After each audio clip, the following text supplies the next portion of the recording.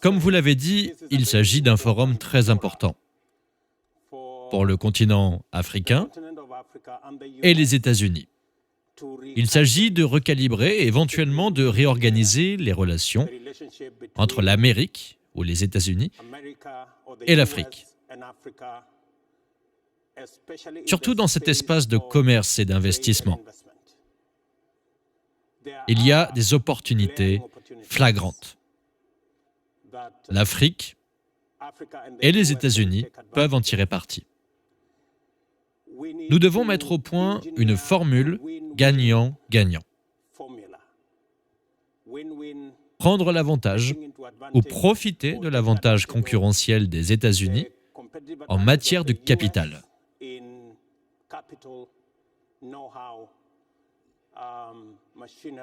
Et profiter de la population de l'Afrique, des ressources énergétiques et de l'évidente zone de libre-échange continentale africaine qui nous donne ce levier. Donc, ce que je vois comme opportunité qui existe entre les États-Unis et l'Afrique, c'est que, alors que les États-Unis ont un énorme potentiel de capital, d'autre part, l'Afrique, avec 1,4 milliard d'habitants, on passe à 2,5 milliards de personnes d'ici 2050, combine l'opportunité du capital et de la population. Et quand je dis population, parfois la population est vue en termes de revenus. Mais j'ose dire que si vous regardez, par exemple, la technologie, investir dans le téléphone pour le continent africain, c'est devenu la 3e plus grande société de téléphonie mobile au monde parce qu'elle a su tirer parti des chiffres en Afrique. Laissez-moi vous donner un autre exemple. Le rapport mondial nous dit que le commerce alimentaire et agroalimentaire va représenter 1 000 milliards de dollars d'affaires, en hausse par rapport aux 300 milliards de dollars actuels. Encore une fois, les États-Unis, avec leur savoir-faire et leurs machines, peuvent profiter des énormes ressources terrestres de notre continent et de sa grande population. Au lieu d'exporter des matières premières, les États-Unis devraient trouver une opportunité d'investissement. Le capital, ils l'ont. Ils ont les machines. Ils savent ce qu'ils ont pour pouvoir produire pour le continent africain en Afrique. Non pas pour exporter des marchandises en Afrique, mais pour exporter des capitaux, des savoir-faire, des machines. J'ose le dire en tant qu'agriculteur moi-même, John Deere fait de très bons tracteurs en Afrique. Et c'est ce que l'Amérique devrait exporter. Et ensemble, combiner les ressources dont nous disposons sur le continent et les opportunités que la collaboration peut présenter. Permettez-moi de conclure en disant que la zone de libre-échange continentale africaine est nécessaire, parce qu'aujourd'hui, le commerce intra-africain est à 17%. Elle nous offre une opportunité, parce que l'Asie, l'Europe, le commerce intra-africain est à 60-70%. Que peut faire l'Amérique? La raison pour laquelle le commerce intra-africain est faible est l'infrastructure physique et la logistique.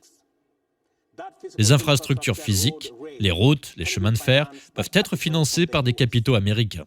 Et le marché qui naît de l'augmentation du commerce intra-africain peut profiter aux exploitations agricoles américaines et africaines. Et enfin, le dividende démographique, que l'âge médian minimum en Afrique est de 20 ans. Cela nous donne l'occasion de tirer parti de la main-d'œuvre que l'Afrique présente aux investisseurs américains.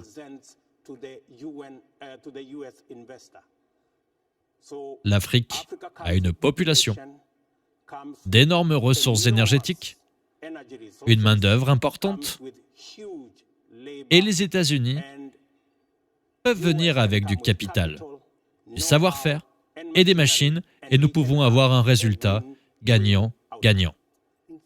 Merci. Merci beaucoup.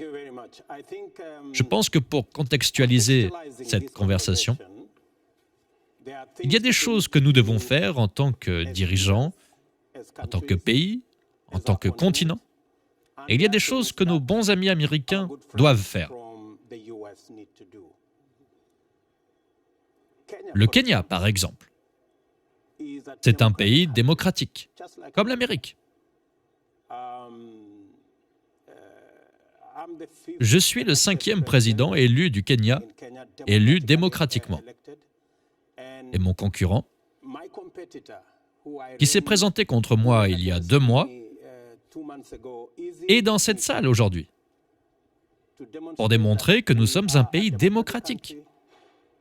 Mon prédécesseur, le président Kenyatta, me représente, même s'il ne m'a pas soutenu.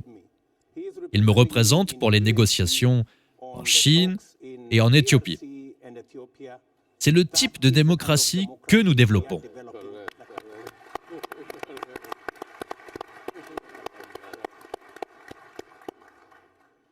Juste pour mentionner, notre politique est compétitive en Amérique. Vous avez une majorité d'1 au Sénat. Nous avons une majorité de 6 personnes au Sénat.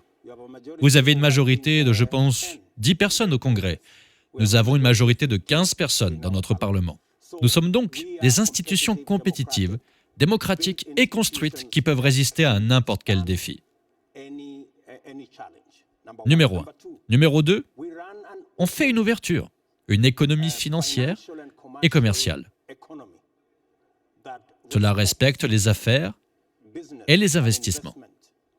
Nous avons des entreprises américaines qui travaillent au Kenya. Par exemple, qui sont des entreprises au Kenya. Vous pouvez demander à Google. Vous pouvez demander à Visa. Vous pouvez demander à Coca-Cola, GE, UBA. Ils témoigneront tous que nous avons un système financier qui fonctionne, qui est ouvert et qui respecte les investissements. Et troisièmement, nous gérons un environnement commercial compétitif, parce que nos lois, nos institutions, nos codes garantissent qu'ils protègent les intérêts de chacun. Par exemple, l'institution de Brooklyn a classé le Kenya comme le meilleur en matière d'inclusion financière. Numéro 1.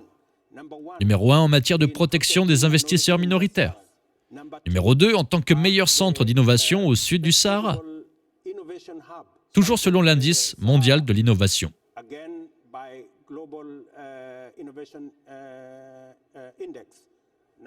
Numéro 4.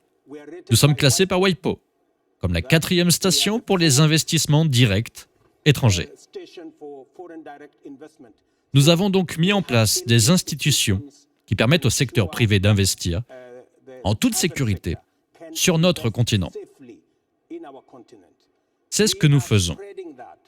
Nous veillons à ce que cela ne se limite pas au Kenya. La zone de libre-échange continentale africaine est un accord conclu par tous les dirigeants de notre continent, selon lequel nous devons dépenser pour diffuser les meilleures pratiques à travers le continent et construire les infrastructures qui garantiront que lorsque vous investissez dans un pays, vous investissez en fait dans un continent de 1,4 milliard de personnes. C'est l'opportunité que présente l'Afrique.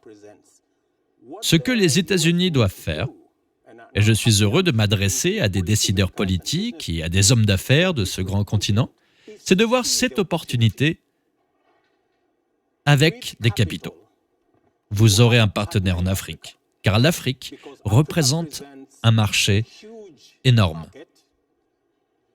Une main-d'œuvre instruite, jeune et innovante. Troisièmement, l'Afrique, j'ose le dire, est la superpuissance de l'énergie verte. Nous disposons des plus grandes ressources en matière d'énergie renouvelable. Et il est temps pour le monde de recalibrer l'ensemble du programme d'industrialisation. Au lieu de continuer à fabriquer en utilisant de l'énergie sale, en dehors de l'Afrique.